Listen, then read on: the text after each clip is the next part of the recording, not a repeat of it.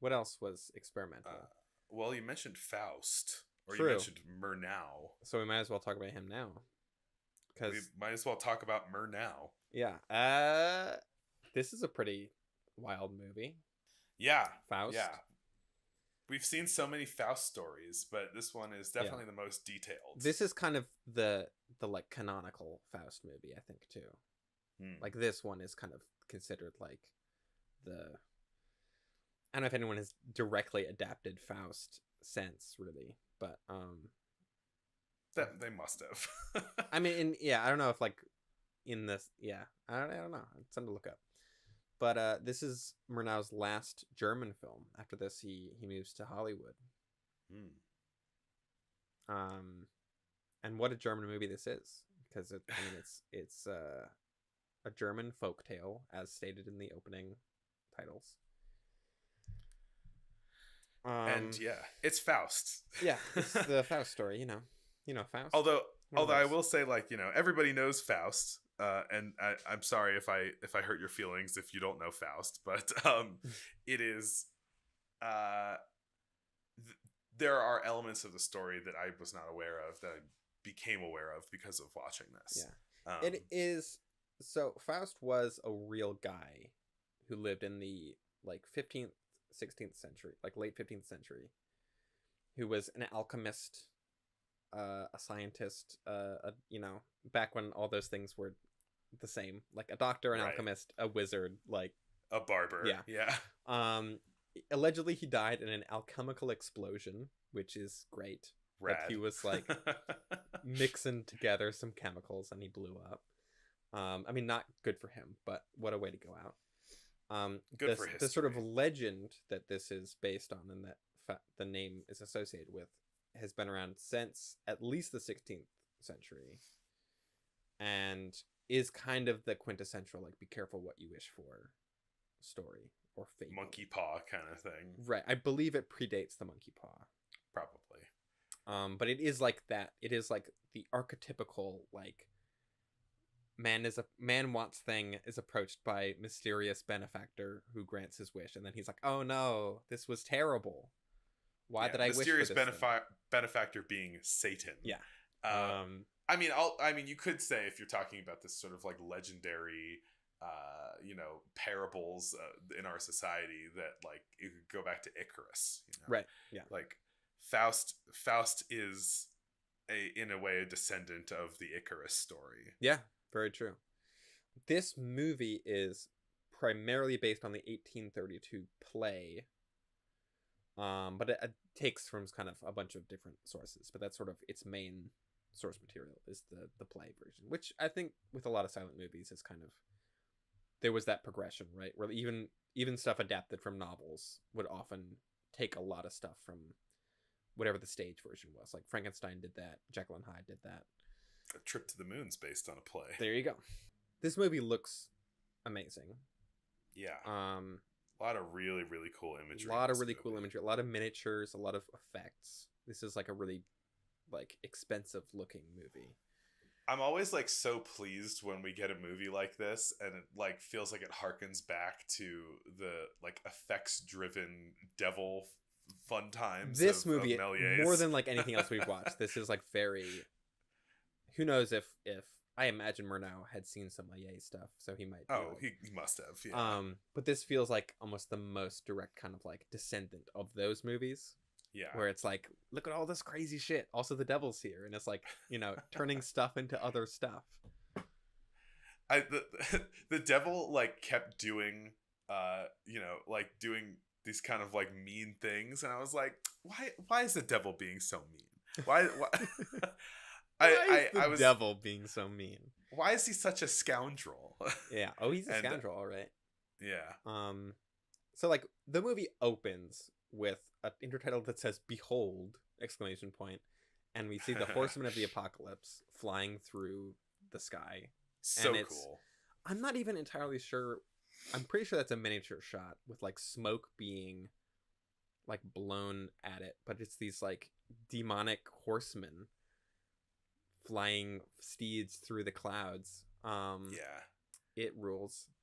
This movie starts off with some really big, really cool effects. Yeah, there is an amazing shot in this of Mephisto, as he's referred to, sort of like looming over a city.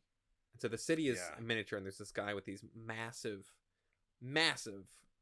Like bat wings. bat, but they have feathers, so they're like crow wings almost.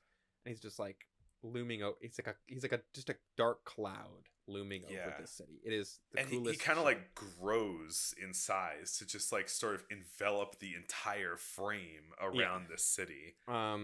There is an archangel also that is like the opposition to Mephisto, that is this like gleaming armored winged figure that is, I was just like, oh, so this is just where Brazil got that from. Cool.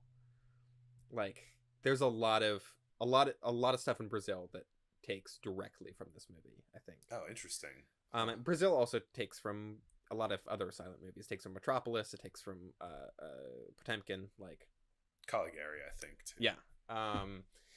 But it's cool to see like another movie that is like, oh, that this is also one of these like core silent movies that directors have just taken from over the years. This movie kind of reminded me of some of the recent Victor Sjöström movies. Yeah, like Phantom Carriage. I think Murnau's kind of style is much better suited for it. I think Sjöström really excels with like kind of two people in a room having like a dramatic moment. Like he like, I think his best stuff is like pretty contained and is like just like these like intense emotional moments between people, whereas I think Murnau has so much a better handle on like these like big expansive wild like tableaus and things like that. Yeah, well, it's like Murnau also, like, he has so much range compared to a lot of other people. You know, like the last movie I think of his that we talked about was about like a doorman who lost his job, you know, and it's an amazing movie. It's so good. And this one's like this one's like a big effects driven you know, medieval magic fairy tale parable thing. And it rules. I would say the movie that I detect that shares the most DNA with is Destiny, the Fritz Lang movie. Yeah. Also, it feels like a bit of, there was it the Student of Prague, I think has a bit of, I think that is like kind of indirectly based on Faust anyway. As many things are. Yeah. A big chunk of this movie anyway is Faust is de-aged by Mephisto. He wishes for youth, and it's the sort of thing where it's like, oh, you just gotta renounce God and sign your name in blood. It's fine. Don't worry about it. And he's like, okay. You get a 1-day free trial. It was like, hey, yeah, exactly, of youth. Usually kind of a red flag, signing your name in blood, but it was medieval times, so they didn't know. Yeah. Faust was the first Faust. Exactly. And Mephisto's like, live a little. Here, go nuts. Here's an evil flying carpet. And oh my god, the flying carpet scene. Like it's not as I mean, the Prince of Baghdad or Thief of Baghdad, the flying carpet is like looks amazing. But I think that like the shot that they do kind of showing the point of view perspective of flying through the city on the magic carpet is so cool, because it's just a really long track of miniatures that the camera is flying by, like going around steeples and through mountains and everything. It's like so cool. It's very clearly miniatures, but it looks like so fun. It's such a fun shot. Yeah. It's a lot of great miniature stuff in this. There's fun stuff to talk about in here. I have a lot of notes for this one for whatever reason. I know that's usually a bad sign about the movie, but I like this a lot. This is a pretty plotty movie. Like, a lot of things happen. Yeah. I mean, I thought it was kind of interesting, like the details in the plot that were not in these kind of earlier, simpler, more elemental Faust adaptations. So there's this whole thing of Faust being, you know, this bet between the angel and Mephisto about whether he can corrupt the soul of a person. And so it's kind of this, you know, it's like a game between the archangel and the devil, on like whether you can destroy this man's psyche. Yeah. um, and then like Faust also starts off with completely good intentions. I feel like in previous simpler adaptations, it's Right. like Faust is like power, He's great, he's a love bit it, more you know? selfish, yeah. Whereas this is like he is genuinely trying to do good in the beginning. Yeah. Like there's a lot of destitution in his community, and he's doing what he can as an alchemist, as a healer. There's a to help. plague. There's a plague happening. Yeah. He wants to stop the plague. Pretty noble intentions. But the thing is that Mephisto started the plague, right? As a way of setting the scene to corrupt Faust. By the way, you see the plague starting,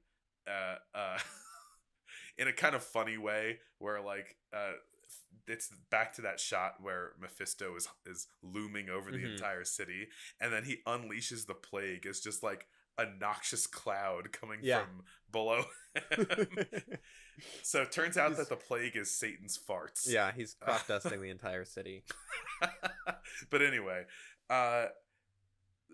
Faust is trying to do what he can to help his the people in the city, and then this guy comes up and is like, "Hey, I can give you unlimited power for one day. You have to sign in blood, and then we can revisit later if you want to keep that power." And so, yeah, Faust wants to do it to help people. Yeah. And then becomes corrupted by the power. I have a note in here that I feel like is worth mentioning of when he meets Mephisto. There's some sinister cap doffing. Some what?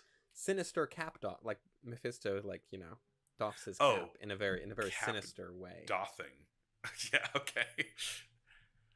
But in those shots too, he has like glowing eyes, like amazing, like a cat or something. It's like super cool. He becomes like, they realize that Faust's powers are driven by the devil when he can't help someone who's holding a crucifix. So then they start stoning him. He tries to kill himself because he's been disgraced, and the devil says, "Hold on now. Wouldn't you like to be a young little man who can score all the princesses?" Yeah. And he's like, "That sounds like a great deal. Let's do it." But then, right as he's about to score with a princess, he's like, "Time's up. You only had one day. It was a free trial." And he's like, "Oh no, please, keep going." You gotta pay for this WinRAR license. Yeah, exactly. There was a lot of, especially in this early section, like the flying carpet stuff, and the sort of he flies on the flying carpet away to this like far off land. It's sort of ambiguous where it's supposed to be. Yeah, but it does almost feel like Murnau was just like showing off at certain points of just like, look at the amazing shit that I can do. There's some really phenomenal visuals, as if we haven't said that enough already. Faust agrees to serve Mephisto forever because he's like, hey, there's this princess right here, and I don't want to be old right now. But so he quickly kind of becomes unsatisfied with this kind of life of excess that he's living, and he longs for home.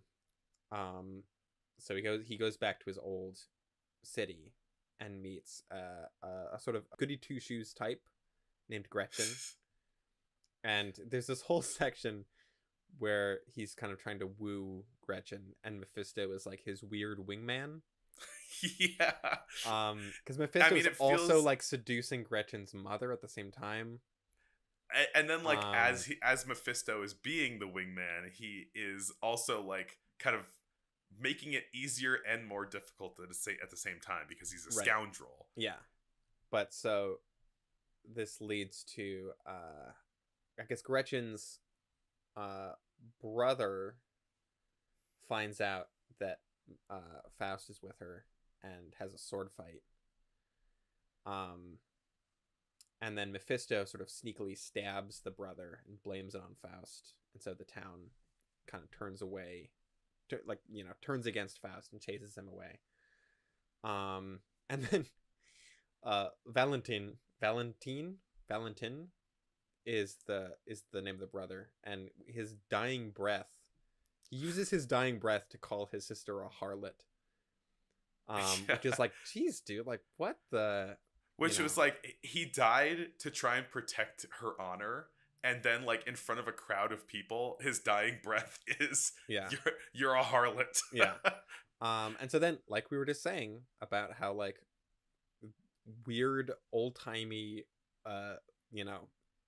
ways in which society responds to pregnant women, Gretchen is like publicly shamed in the town square, and gives birth to a child in wintertime, but there's no one to take care of them during a storm. And it's this really like harsh scene where she hallucinates rocking her baby to sleep, but she's actually like in the snow, and so the baby dies. And then some soldiers find her and are like, "You murdered a baby. You need to be killed." It's really, really dramatic. Yeah. I guess this is medieval times, so like, it's not that uncommon. Medieval times, not the best time to live, in case you didn't know. But the best restaurant to go to. I've never been. I haven't either. I want to go to medieval times. I know. Though. I really need to go. So I have written down, getting canceled in medieval times is harsh. It's a genuine witch hunt. Yeah. So she calls out to Faust, who is sort of regretting his whole deal with the devil business, and he is sort of cursing his youth. He's like, the delusion of youth, damn you. And so Mephisto is like, fine, I guess you can be old again. But so Gretchen is about to be burned at the stake, and he, like, as an old man, jumps on the pyre, and they smooch as they both burn to death. Yeah, but like she like kind of recognizes the young man who she knows.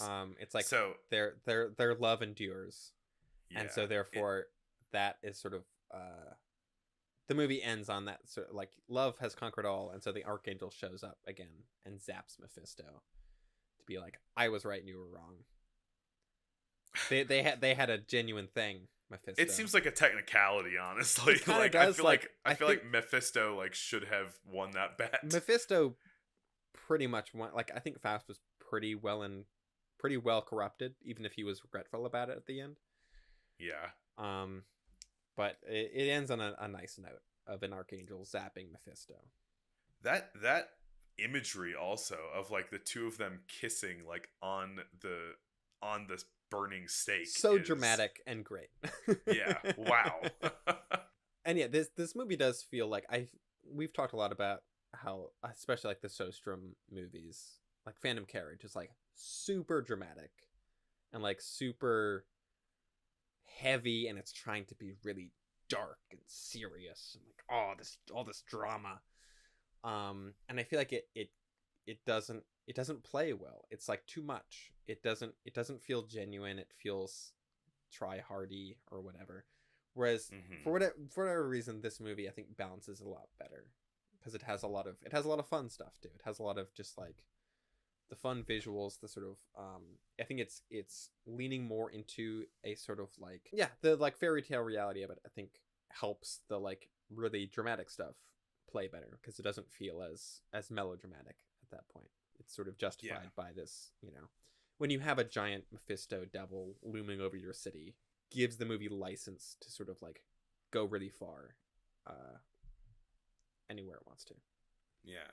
One of the things that the devil Mephistopheles is doing in this movie is giving him a magic carpet ride to a princess and then hyping him up as a powerful prince. While